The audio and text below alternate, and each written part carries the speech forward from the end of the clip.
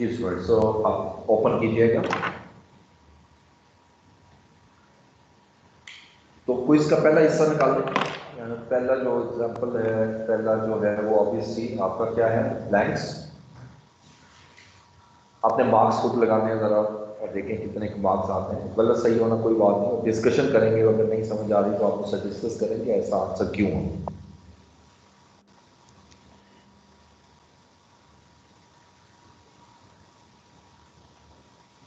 जी अच्छा, वो लिख रहे थे if the owner withdraws goods from business for household purposes is termed as drawings।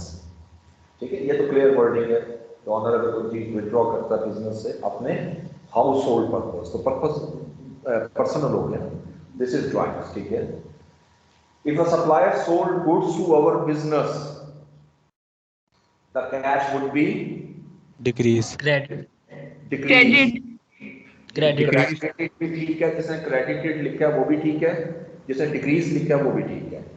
ठीक है, क्योंकि ये अगेन ट्रांजैक्शन सप्लायर के पॉइंट ऑफ व्यू से लिखी हुई है। अगर सप्लायर सेल कर रहा है तो हम परचेज कर रहे हैं, तो परचेज में कैश आउट होगा। Bank overdraft is indicated by a dash balance. Credit balance credit balance. हाँ जी, क्रेडिट बैलेंस, बैलेंस है ना वर्ड, तो बैलेंस के साथ लाइबिलिटी तो नहीं लगाओगे। तो बैलेंस का वर्ड है, तो या तो वो डेबिट बैलेंस होगा या क्रेडिट बैलेंस होगा। इधर क्रेडिट कीजिएगा। Next, balance of receivable account represents current assets भी कर सकते हो, तो डेबिट। हाँ जी, debit. Debit Economic resources owned by a business are called its assets assets. Assets assets. According to the dash concept, the business is regarded as separate from the personal affairs of the owners. Business business entity. Entity Entity concept. कितने ठीक हुए आप लोगों के? 5 Five. Good. Six. अब जरा true false में आते हैं और इसके रीजन भी डिस्कस करेंगे कि अगर आपका कोई प्रॉब्लम आ रही है, गलत है, तो क्यों है। The concept of separate entity is not applicable to partnership. Is it true True. Statement और false statement? False false false statement, because हमने पढ़ा था कि बिजनेस एंटिटी कॉन्सेप्ट पढ़ा है, ये नहीं है कोई sole tradership entity concept. So all businesses पे अप्लाई होगा। ठीक है, ये जो इसने लिखा है नॉट एप्लीकेबल टू पार्टनरशिप, तो ये फॉल्स स्टेटमेंट हो गई। Second, running finance is a short term liability. True Short term liability, and although it may not be paid in full for many years. ये बड़ी इंटरेस्टिंग वर्ड है। हाँ जी, online वालों कुछ बोलो। सर फॉल्स है फॉल्स है, ये ट्रू स्टेटमेंट है। सर ये समझा दें। जी बिल्कुल, मैं समझाता हूँ। देखो इसमें लिखा है running finance is a short term liability. यहां तक बजाय तो आप भी कहोगे ठीक है ना, आपने फॉल्स अगली वजह से कहा। Although it may not be paid in full for many years. अब होता क्या है, रनिंग फाइनेंस का बेसिक कॉन्सेप्ट क्या है और करंट लायबिलिटी क्या होती है। देखिए मैंने जैसे बताया था, running finance is a facility. मतलब मैंने 100,000 की फैसिलिटी ले ली, फैसिलिटी एक साल के लिए नहीं होती, फैसिलिटी है। ठीक है, बात समझो कि फैसिलिटी है, इट्स नॉट अ लोन। मैंने इसमें से ये 1 जनवरी को लिया, किसी भी साल को ले लें, 1 अप्रैल को मैंने 20,000 इसमें विड्रॉ करा। तो जब मैं विड्रॉ करवाऊं तो विड्रॉ कराऊंगा तब भी ओडी होगा ना, इसके अलावा तो हो नहीं सकता। अब ये अमाउंट जो है ये मैंने कब पे करनी है, विद इन 1 ईयर। अब अगर मैं कोई पेमेंट 1 मई को फिर मैं 10,000 निकलवाता हूं, ये पेमेंट मैंने अगले मई तक कर दी। ठीक है, अब जरा गौर से देखते जाओ, कभी निकलवाओगे पे करते जाओगे, निकलवाओगे पे करते जाओगे, तो एक साल से ज्यादा तो कोई नहीं है ना, कोई एक अमाउंट भी एक साल से ज्यादा तो नहीं है ना, लेकिन ये ओवर ईयर्स चलता है। समझ आ गई बात? इस वजह से ये रनिंग फाइनेंस, ये जो स्टेटमेंट है ये ट्रू। नेक्स्ट देखिए, stock is always equal to goods purchased for resale. True. False. True. False. It's a false statement. सिर्फ एक वर्ड की वजह से ये फॉल्स है, और वो क्या है? ऑलवेज। ठीक है, क्योंकि देखो आज मैंने बिजनेस पहली दफा परचेज की, 50,000 की गुड्स खरीदी, तो स्टॉक भी 50,000 हुआ, तो ये वर्डिंग ठीक हो गई, stock is equal to purchase. लेकिन ऑलवेज तो नहीं हो सकता। दूसरे दिन देखो कुछ सेल हो गई होगी, तो परचेज तो आपकी 50 ही देगी, लेकिन स्टॉक कुछ और होगा। ठीक है, तो ऑलवेज का कांसेप्ट ही गलत हो गया, तो ये फॉल्स स्टेटमेंट है। असल एक वर्ड की वजह से ये भी बार बार कहना पड़ा, केयरफुली देखना है। नंबर 4 देखो, accounting is the process of generating financial information of business. False. Is it true और false? False. False. True. True. Is a true statement. True, sir. Is a true statement. आप Sir, लोगों true. ने definition में जब मैंने start किया था तो एक पहला वर्ड था समराइज्ड। तो भाई सब कुछ करते हो, रिकॉर्डिंग वगैरह करने के बाद एंड में क्या करते हैं? फाइनेंशियल इंफॉर्मेशन ही तुम बताते हैं। जो समराइज करते हो फाइनेंशियल इंफॉर्मेशन ही तो है। ठीक है, और इवन अगर कंपनीज में चले जाओ, सोल ट्रेडरशिप की तो चलो ठीक है, या पार्टनरशिप को छोड़ दो, तो कंपनी के जो फाइनेंशियल स्टेटमेंट बनती पब्लिश होती हैं। आप नेट पे जाकर किसी भी कंपनी का नाम लिखो जो पब्लिक लिमिटेड कंपनी है, वो आपको फाइनेंशियल स्टेटमेंट डाउनलोड हो जाएगी आपकी। तो वो तो बकायदा पब्लिक को इंफॉर्मेशन दी जाती है फाइनेंशियल। सोल ट्रेडरशिप इसलिए नहीं दी जाती कि वन मैन है, पार्टनरशिप की कोई लीगल रिक्वायरमेंट नहीं, कंपनी की लीगल रिक्वायरमेंट है। ठीक है, तो इसलिए this statement is true. Any dealing between two persons is known as a business transaction. True. False. True. False. True. True. False. True है sir. True. Is a false statement. बस अब देखो बजाय बिल्कुल ठीक लगा, it's not a business transaction. टू देखो वर्ड क्या है? Any dealing between two person. वो नॉन बिजनेस भी हो सकता है, अपने बड़ा क्लास में वो बिजनेस भी हो सकती है। ठीक है, तो ये सिर्फ ये कहना कि ये बिजनेस ट्रांजैक्शन है, ये गलत है। या तो वर्डिंग इस तरह जो क्लियर करे कि ये बिजनेस ट्रांजैक्शन। ठीक है, next, expense and expenditure have same meaning. False. False. False. false. False. वो कि आपने ये वर्ड शायद पहली दफा पढ़ा हो आज एक्सपेंडिचर, लेकिन हम पढ़ चुके हैं इस नाम से नहीं।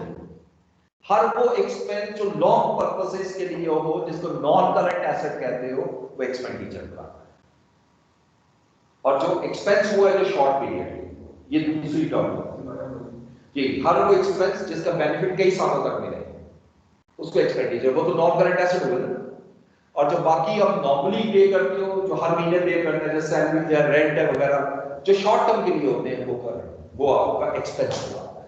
ठीक है, तो इनके दोनों के मीनिंग सेम नहीं।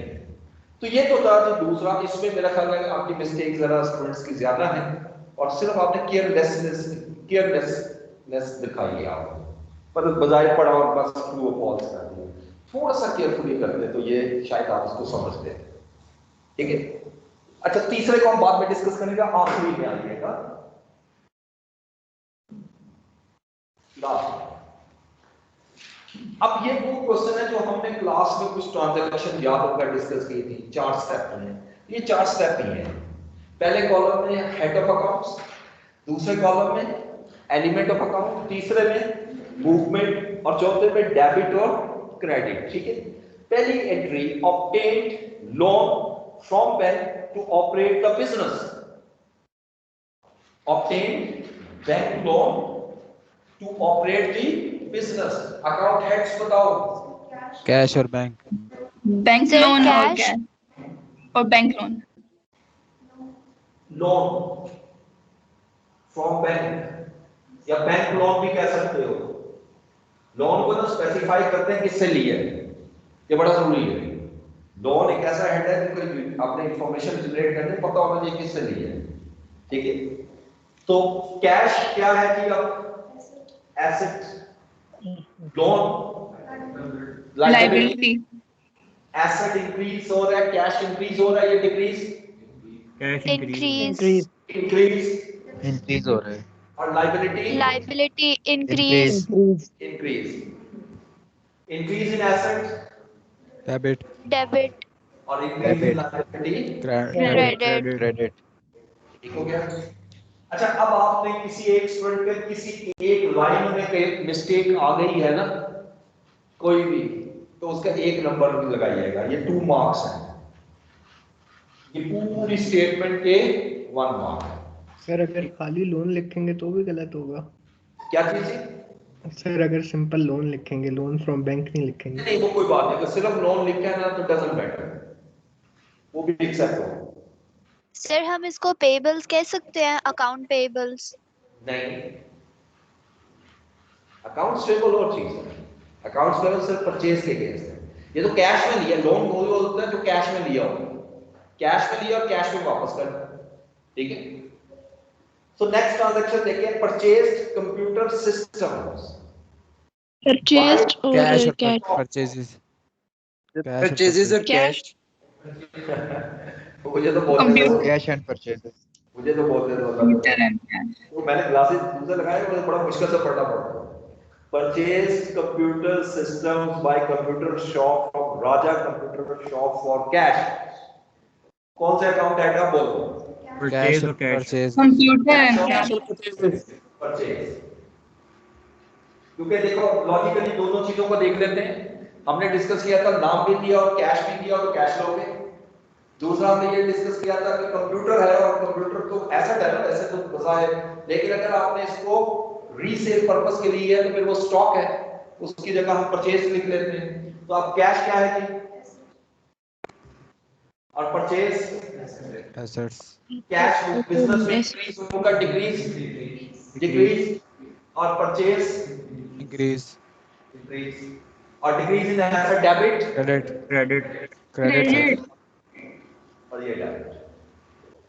ठीक हो गया? चलिए अगली एंट्री बताइए, बड़ी जबरदस्त एंट्री है। Owner of the business has taken one computer system at home to use it for business purposes. यानी Cash to आप जो drawings. कंप्यूटर खरीदे थे, किस लिए खरीदे थे? इससे पहले सेल करने के लिए खरीदे। उनमें से एक कंप्यूटर ऑनर अपने घर पे ले जाता है, अपने घर पे ले जाता है फॉर बिजनेस पर्पसेस। जी, sir drawing, Sir, drawings. Drawing ये सर drawing ड्राइंग्स नहीं तो होता। हाउस होल्ड पर्पसेस के लिए होता है, ये तो बिजनेस के लिए यूज हो रहा है। Sir sir computer capital, capital computer और purchase. Sir, drawings or capital. ठीक हो सर गया। ड्राइंग कैसे हो सकता है? और कंप्यूटर, ये बड़ी जबरदस्त एंट्री है। अच्छा, इस एंट्री को लिखने से पहले, आगे इसको समझाने से पहले एक समझा दूं, इसको कहते हैं एडजस्टिंग एंट्री।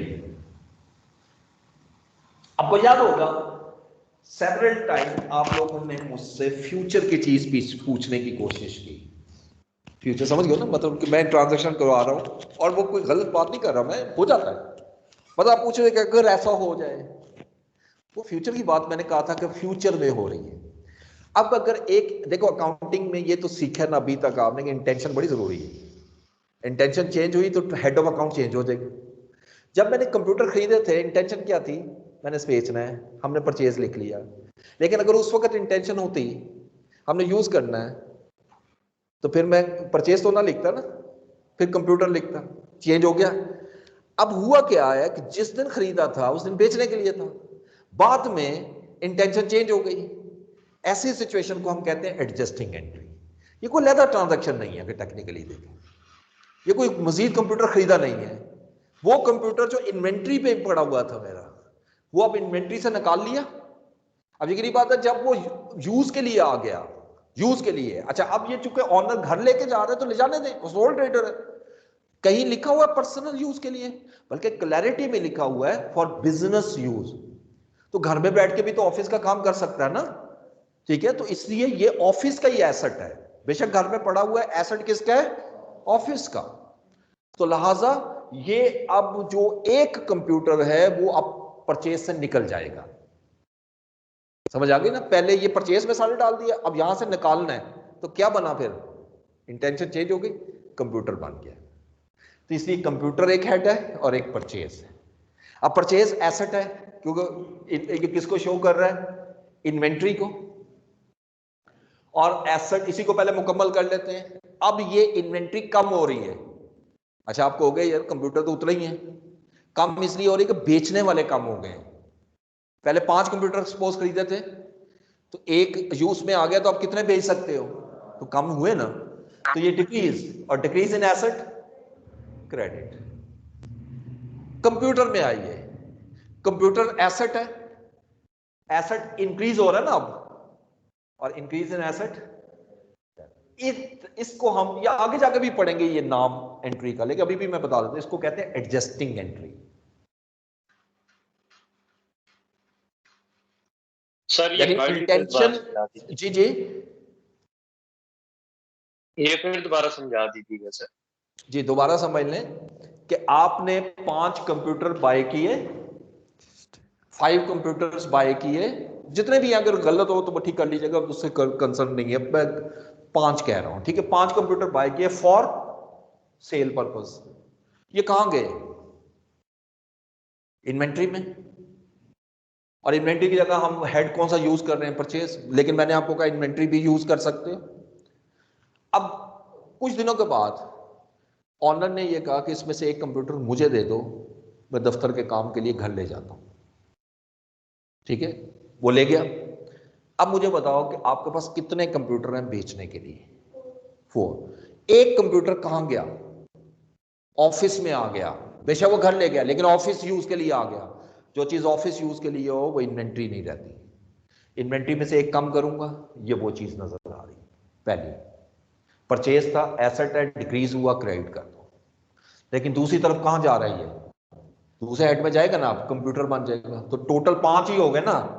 पहले 5 0 थे, अब 4 1 हो गए, तो कंप्यूटर इंक्रीज हुआ, तो इसलिए डेबिट करें, ठीक है। ये एंट्री बहुत जबरदस्त थी, और मुझे पता है ये किसी की भी ठीक नहीं होगी, ये ठीक है।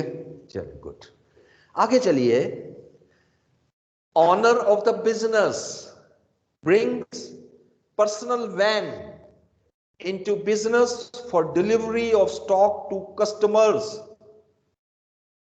यानी ऑनर ऑफ द बिजनेस एक पर्सनल वैन ऑफिस में ले आया, बिजनेस में ले आया, ताकि वो स्टॉक को डिलीवर कर सके। मोटर व्हीकल और कैपिटल। गुड, एक मोटर व्हीकल्स या वैन, कोई भी वर्ड लिख लो, और दूसरा कैपिटल। कैपिटल की डेफिनेशन क्या पढ़ी थी, anything invested by the owner for into his और her business, sorry into his her, तो उसने किया ना, इन्वेस्टमेंट की है। बजाय ये कि गाड़ी बाहर से खरीदी जाए, उसके पास घर में थी, उसने कहा ये ऑफिस में लेना, ठीक है। तो ये एक तरफ बिल्कुल ठीक है, एक तरफ तो ये एसेट, वो व्हीकल्स आ गई। व्हीकल क्या है, asset. Asset business point of view से इंक्रीज, आप देखो अगर बिजनेसमैन पॉइंट ऑफ व्यू से देखोगे ना, तो डिक्रीज हो रहा है, जा रहा है ना उससे, तो बिजनेस पॉइंट ऑफ व्यू से तो डेबिट। उस चीज को नहीं छोड़ना, एंटिटी कॉन्सेप्ट को, ठीक है। Number 2 honours equity. Capital. Capital क्या है, ऑनर्स ऑनर्स इक्विटी। इक्विटी, और ये इंक्रीज हो रही है, इंक्रीज हो रहा है, इंक्रीज हो रहा है, क्रेडिट हो जाएगा, क्रेडिट। क्रेडिट।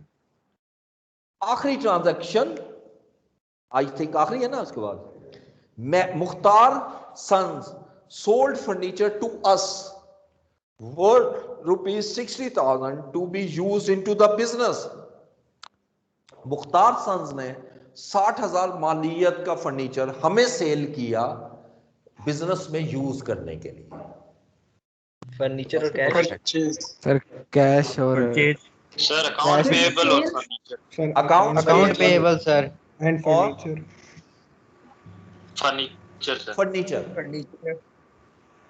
अकाउंट पेएबल हमने इसलिए लिए कि कैश का जिक्र कहीं नहीं है, नाम का जिक्र है, Mukhtar sons. Yes sir, name है, और जिसके पॉइंट ऑफ से ट्रांजैक्शन लिखी गई है, हमने मुख्तार सन्स के पॉइंट ऑफ से नहीं देखना, क्योंकि मुख्तार सन्स सेल कर रहा है।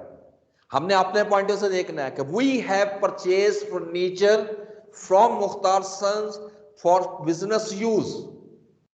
समझ आ गई मेरी बात? तो लिहाजा अकाउंट्स पेएबल क्या बन गया? लाइबिलिटी। लाइबिलिटी इंक्रीज होगी, क्रेडिट हो जाएगी। इंक्रीज क्रेडिट, फर्नीचर एसेट, और ये भी इंक्रीज हो रहा है, इंक्रीज हो रहा है, तो डेबिट। ये तो था जी आखिरी क्वेश्चन। अब आइएगा इससे बैक पे, सेकंड क्वेश्चन जो मैंने छुड़वाया था, state the concept of separate entity in your own words. ये तो आई थिंक लिख चुके होगे आप, ठीक है, तो मैं सिर्फ रिपीट कर देता हूं, वर्डिंग कोई भी हो, मीनिंग आप देख लीजिएगा। So far as the business transaction is concern, business and businessmen shall be treated as separate entities, and we should record business transactions from business point of view। ठीक है, ओनली का word भी लगा दीजिएगा, restrict कर देंगे, सिर्फ यही रिकॉर्ड करनी। How can you enumerate the concept of duality for each transaction? हाँ जी, there can be the debit should have a credit credit। मैं वर्डिंग चेंज करता रहता हूं, मेरी आदत है, तो मैं इसलिए करता हूं, तो मुफ्त चीजों से मुफ्त तरीकों से सीखो। in each transaction debit must have a credit and vice versa, कि अगर डेबिट है तो उसका क्रेडिट लाजमन होगा, या क्रेडिट है डेबिट है तो क्रेडिट लाजमी होगा, क्रेडिट है तो डेबिट लाजमी होगा।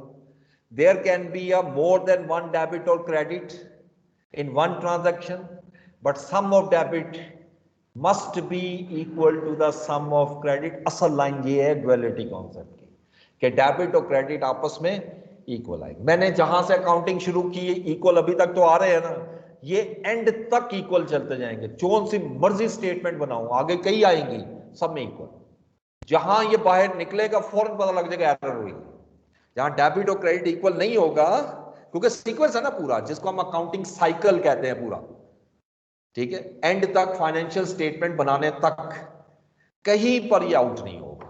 अगर जहां आउट होगा, सिस्टम है ना, सिस्टम क्या करता है, वीक एरियाज को सामने ले आता कि नहीं, सेम इसी तरह। नेक्स्ट ये give 5 examples of tangible non-current assets। I think it's easy। Sir, land, car, furniture, building, machinery, vehicle, furniture. ठीक हो गया, लिख लोगे 5 बस, ठीक है, लिखी होंगी बल्कि। give 3 examples of intangible non-current assets। copyright, trademark and so on। Next, define business and state 3 types of business। अच्छा, यहां पर state का वर्ड है, ये बहुत जरूरी है अकाउंटिंग में भी, जिस तरह थ्योरी में पढ़ते हो। स्टेट लिखा हो किसी और तरीके से लिखा जाता है, डिस्क्राइब लिखा हो किसी और तरीके से लिखा जाता है, एक्सप्लेन लिखा हो किसी और तरीके से लिखा जाता है। ये सारा सीख के आए हो गए आप। जहां वर्ड आ जाए आपकी स्टेट, सिर्फ नाम लिखने और कुछ नहीं करना, या लिस्ट। आपने जहां बिजनेस को डिफाइन करना है और कितनी टाइप्स है वो लिख देनी है। आप सिंपली लिखोगे any legal activity undertaken with the intention of earning profit is a business and it has 3 types, sole tradership, partnership and company. इसकी डिटेल कहीं नहीं उसने मांगी, ठीक है। सर दोबारा रिपीट कर देंगे जी, ये तो लिखी हुई है यार। Any activity, legal activity undertaken with the intention of earning profit and it has 3 types: sole proprietor या tradership, partnership and company। आगे उसकी डिटेल नहीं बतानी कंपनी की। एग्जांपल्स में ये आ सकते हैं कि वो है मैन्युफैक्चरिंग बिजनेस, फिर आगे ट्रेड बिजनेस और फिर उसके बाद सर्विस बिजनेस, या हमने वो दूसरा लिखना है सोल प्रोप्राइटरशिप वगैरह। देखिए, वो टाइप ऑफ बिजनेस नहीं है, वो नेचर ऑफ बिजनेस है, ये याद रखना होता है, ठीक है। नेचर में अगर आप कहते हैं तो नेचर में मैन्युफैक्चरिंग, असेंबलिंग, ट्रेडिंग, और सर्विस बिजनेस आते हैं। ये 4 टाइप्स आते हैं, ठीक है जी। अच्छा जी, गिव 10 एग्जांपल्स ऑफ एक्सपेंसेस। किसी ने 10 लिखी है? Salary, rent, salary, Yes, sir. Rent, yes 10 लिखी हैं। Electricity bill, telephone bill, Electricity, माशाल्लाह, income, बहुत now अच्छी Utility है। expenses. Telephone, internet bill. अगर commission आप मुझे paid, इजाजत है तो 10 transportation, मैं लिख maintenance. देता हूँ और 10 में आज वो लिखूंगा जो कभी सुनी भी नहीं है। नहीं सीखनी Okay, है sir. ना चीजें। तो आपने लिखा, आपका आंसर ठीक है और आप अपने टिक लगाओ, सही है। लेकिन मैं कुछ नई चीजें भी डिस्कस करना चाह रहा हूं, तो आज मौका मिला तो उसको भी यहां डिस्कस कर लेंगे। लिखते हैं जरा, मैं अपने तरीके से लिखता हूं। देखो, सबसे पहले तो मैं लिखता हूं जी फ्रेट, फिर मैं लिखता हूं कैरिज, फिर मैं लिखता हूं ऑक्ट्रॉय, फिर मैं लिखता हूं पावर। ठीक है जी। उसके बाद मैं आता हूं वेजेस, सर ये अकाउंटिंग है। Wages, salaries. Administration third expense, वाले का मतलब क्या है? अभी सारा बताता हूं। Administration expense, marketing expense, demurrage charges,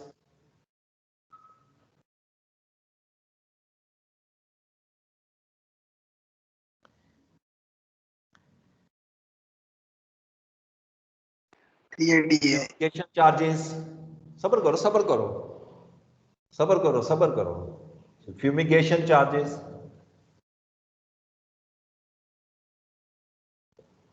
commission, administration expense, discount allowed,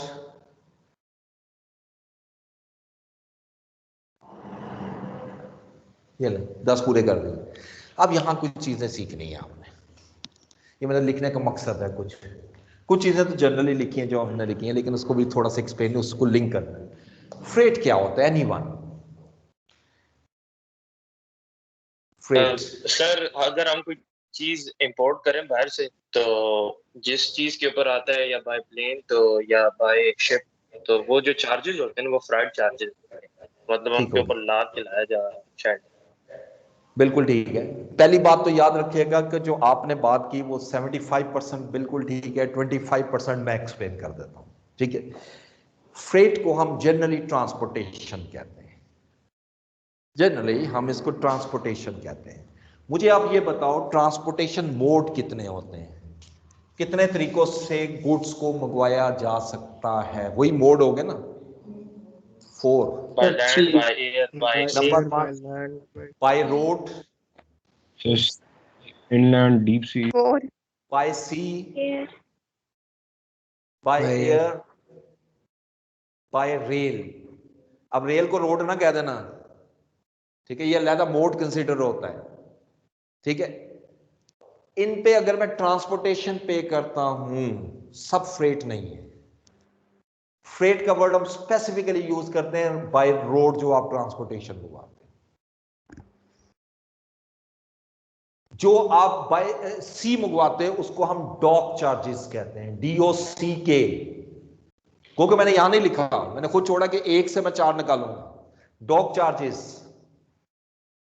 जो बाय एयर आप स्टॉक मंगवाते हैं, उस पे जो आप पे करते हो ट्रांसपोर्टेशन कॉस्ट वगैरह, उसको हम कहते हैं फ्रेट, कोरियर चार्जेस। कार्गो नहीं कहते? और जो बाय रेल मंगवाते हो उसको हम कहते हैं रेलवे चार्जेस।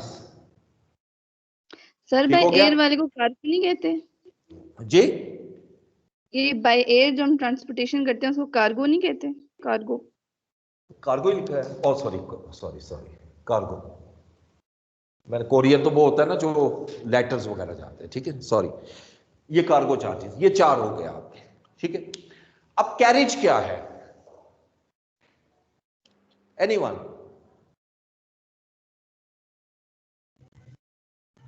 ये भी तो ट्रांसपोर्टेशन ही है ना। सर वैन्स वगैरह से जो, ये कार्स वगैरह से जो ट्रांसपोर्टेशन होती है। जी, अब लोडर देखो, सर, लोडर। जो लोकल ट्रांसपोर्टेशन हो, लोकल ट्रांसपोर्टेशन कॉस्ट, उसको हम कैरेज कहते हैं। इसके अंदर लोडिंग अनलोडिंग भी शामिल होती है, पूरा होता है ना। मतलब आपने एक, अब जहां से स्टॉक आया है, सपोज बाय एयर मंगवाया है, तो आपके घर तक तो नहीं पहुंचा के जाएंगे ना, आपको वहां से पिक करना पड़ेगा, जो भी उनकी इसको क्या नाम देते हैं, ये जो जहां स्टॉक आता है, हाँ इसको पोर्ट कहते हैं ना गालबन, हाँ आई थिंक, तो वहां से लाना पड़ेगा। अगर बाय रोड बाय रेल मंगवा रहे हो तो आपको रेलवे स्टेशन के पास जो उनका गोडाउन होता है वहां जाना पड़ेगा। अगर बाय रोड मंगवा रहे हो तो फ्रेट, तो ऑब्वियसली आपको वो जो कहते हैं अड्डा बने होते हैं गुड्स ट्रांसपोर्ट कंपनीज के, जो वहां से लाना पड़ता है। तो ये आगे भी तो लाना है ना, उसको हम कैरेज नॉर्मली का नाम देते हैं। ऑक्ट्रॉय ड्यूटी क्या होती है? ये ड्यूटी होती है एक्चुअली, एक तो कस्टम ड्यूटी मैंने खुद नहीं लिखा, वो हर कोई जानता है, ठीक है। जब आप कोई चीज खुद लेकर आ रहे हो, कराची से इस्लामाबाद लेकर आ रहे हो, रास्ते में आपको बहुत से टैक्सेस पे करने हैं, ठीक है, टोल प्लाजास है, फिर इवन वेट करवाना and so on, these are all non octrois, ठीक है। इसको हम अकाउंटिंग में ऑक्ट्राइड ड्यूटीज कहते हैं, और ये बड़ी ह्यूज होती है। ये तो हम गाड़ी में जाते हैं तो 800-700 रुपए देते हैं ना, जो ट्रक आ रहे हैं, कंटेनर्स आ रहे हैं, ह्यूज अमाउंट हो जाती है, ठीक है। इसी तरह पावर कॉस्ट क्या है? सर सर और रॉय ऑर्डर बता रहे रिपीट करना, सर ऑर्डर रिपीट करना। क्या कहा इसने? ऑक्ट्राइज सिंपल आप ये कह लो, जो रास्ते में आप जो भी टैक्सेस पे करते हो ना, टोल प्लाजा की फॉर्म में, या एक प्रोविंस से दूसरे प्रोविंस में आते हैं, जब आप आ रहे होते हो उस वक्त भी एक टैक्स होता है, वो भी पे करना होता है। फिर आप वेट करवाते हो, जो गाड़ियां आती हैं उसके वेट होते हैं, ठीक है, उस पर जो आप पे करोगे वो भी ऑक्ट्राई आएगा, ठीक है। नेक्स्ट आएगा पावर कॉस्ट। ये पावर क्या है? ये इलेक्ट्रिसिटी है, सिंपल इलेक्ट्रिसिटी। लेकिन एक हेड इलेक्ट्रिसिटी का अलग भी होता है। मुझे आप बताओ कि जो इलेक्ट्रिसिटी के टैरिफ्स हैं वो कितने होते हैं, कितने किस्म के होते हैं? मुझे ये बता दो। 3, एक डोमेस्टिक, सुना होगा नाम, पता क्यों परेशान हो जाते बड़ी जल्दी। दूसरा कमर्शियल, तीसरा इंडस्ट्रियल।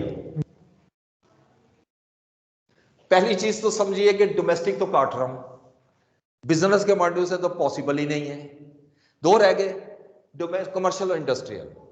इंडस्ट्रियल जो टैरिफ्स होते हैं वो बहुत हाई होते हैं, क्योंकि वो आम इलेक्ट्रिसिटी नहीं होती, आम वोल्टेज नहीं होते 220 वगैरह, तो बड़े हैवी वोल्टेज होते हैं। और अक्सर आपने फैक्ट्रीज में देखा होगा ट्रांसफॉर्मर्स लगाए होते हैं, पूरा एक किस्म का पावर सेक्टर बनाया होता है, पावर प्लांट टाइप, जहां से वो इलेक्ट्रिसिटी जा रही है, ठीक है। उसका जो बिल होता है उसको हम पावर कॉस्ट कहते हैं। और इलेक्ट्रिसिटी भी होती है, क्योंकि देखें बेसिकली पावर जो आपने लगाई होती है वो सिर्फ मशीन्स के लिए रखते हो, क्योंकि अगर उसी समय लाइट जला लो जल तो जाएगी, लेकिन क्यों इतना टैरिफ दे रहे हो? आपने कॉस्ट भी तो बचानी है ना। मशीन की मजबूरी है, वो आम लाइट पे चलनी नहीं है, उसका अलग बिल आएगा, उसको हम पावर कॉस्ट कहते हैं। और इसके अंदर फिर फर्दर गैस भी शामिल होती है। पावर में सिर्फ एक इलेक्ट्रिसिटी नहीं है, मतलब सब कुछ जो भी वो यूज होता है ना, जो नेचुरल रिसोर्स आप यूज करते हो वो इसमें शामिल है। दूसरी बात कर रहा हूं मैं, इलेक्ट्रिसिटी वो तो खैर अलग आ गया। वेजेस और सैलरीज, ये सिर्फ मैंने इसलिए लिखा कि ताकि इसमें एक फर्क बता सकूं। वेजेस किसको कहते हैं?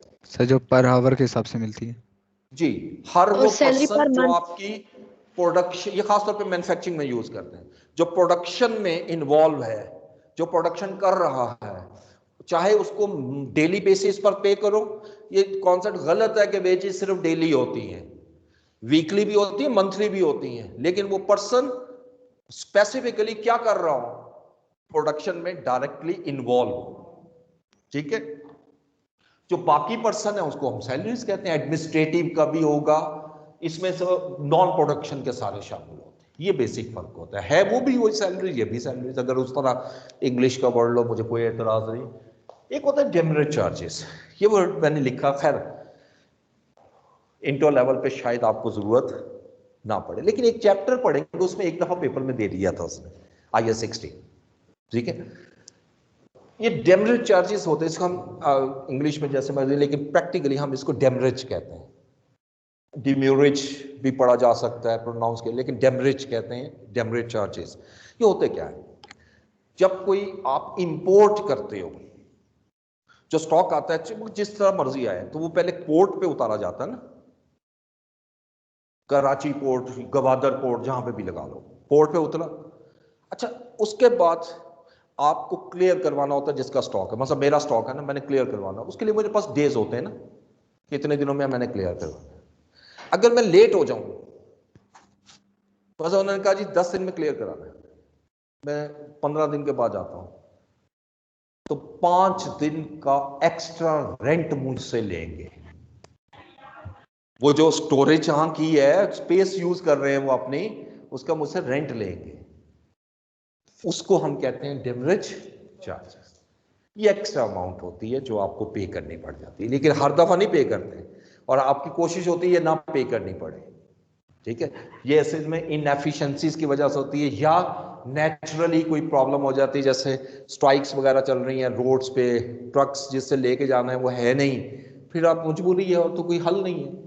या कई दफा ऐसा भी होता है कि आपकी मशीन जो है, अभी आपने शेड नहीं बनाया और अभी आप लाओगे तो रखोगे कहाँ, खराब होने के चांसेस, ज़ाया होने के चांसेस, बड़ी हैवी मशीन है, तो वहां पर आप समझते सिक्योर है, मैं एक्स्ट्रा कॉस्ट पे कर दूं तो ठीक है, लेकिन कम से कम सिक्योर रहेगी, तो तब भी आप कर सकते हो, ठीक है। सो फ्यूमिगेशन जी, डेमरेज चार्जेस को स्पेल कर दें। DEMURRAGE,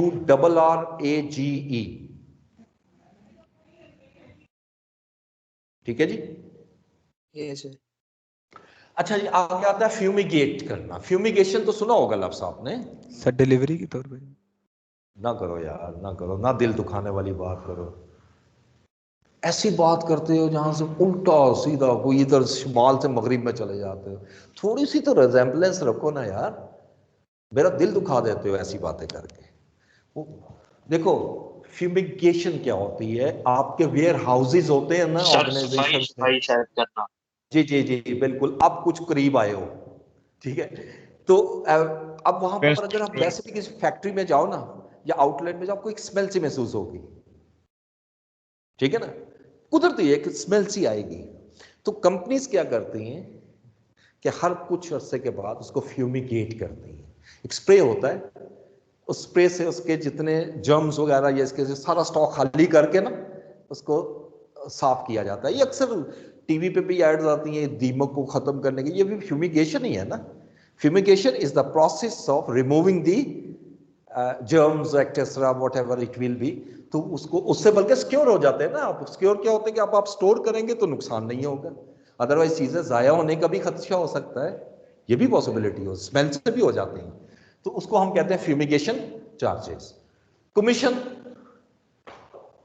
जो आप सेल, जो एम्प्लॉइज आपके या पर्सन आपके लिए गुड सेल कर रहे हैं, उस पर जो आप अमाउंट पे करते हो वो कमीशन होती है, ठीक है।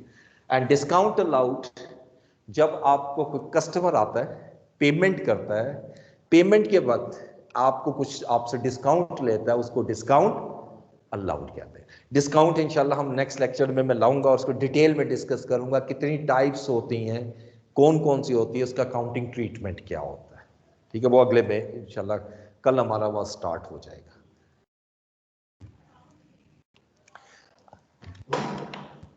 सर डेमरेज चार्जेस में हम वो ले सकते हैं कि सर जैसे सर एक हमारा प्लेन है, उस पे हमारा कॉन्ट्रैक्ट हुआ हुआ है कि हम 1 महीने का हम एयरपोर्ट वालों को रेंट देंगे, पर एक महीना गुजर जाता है और कॉन्ट्रैक्ट ख़त्म हो जाता है और हम रिकॉन्ट्रैक्ट नहीं करते, तो जो ऊपर की पेनल्टी पड़ेगी वो सर डेमरेज में ही आएगा ना?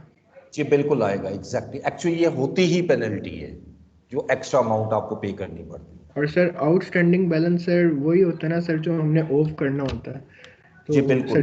सर तो हमारा जो सर एक sir fill in the blanks था सर, सेकंड नहीं थर्ड वाला सर, उसमें हम आउटस्टैंडिंग लिख सकते हैं थर्ड वाले में sir, third fill in the blanks में। एक bank overdraft is indicated by a over outside. अच्छा अब देखो, इसमें बाय अ लिखा हुआ है और आ के बाद कोई भी वॉवल वाला वर्ड तो आप यूज नहीं कर सकते ना। Yes sir. ठीक हो गया? ठीक है, आपकी बात एग्री करता हूँ आउटस्टैंडिंग का, लेकिन ए के साथ अगर आप आउटस्टैंडिंग लगाओगे तो वो गलत हो जाएगा, इस वजह ओके से सर। लेकिन